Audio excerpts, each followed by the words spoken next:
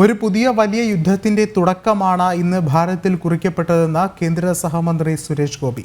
ആരെയും തോൽപ്പിച്ചതല്ല, ഇന്ത്യയിലെ ജനങ്ങൾക്ക് ഇനിയും ജയിക്കാൻ സാധിക്കുമെന്നതിന്റെ തെളിവെടുപ്പാണ്, അതിനുള്ള വിളംബരമാണ് നടന്നതെന്നും സുരേഷ് ഗോപി പറഞ്ഞു. എത്ര ശ്രമിച്ചാലും ഇന്ത്യൻ ജനത തകരില്ലെന്നും സുരേഷ് ഗോപി കൂട്ടിച്ചേർത്തു.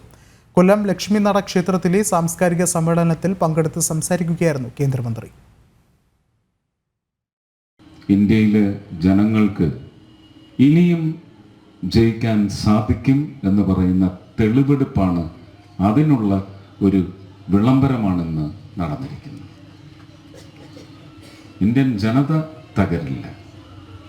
ഇന്ത്യൻ ജനതയെ തകർക്കാൻ ശ്രമിക്കുന്നവർ ഈ വരുന്ന വിജയദശമി ദിനത്തിൽ തീർക്കപ്പെടുന്ന ഓരോ വർഷവും നമ്മളത് ആഘോഷിക്കുന്നവരാണ്.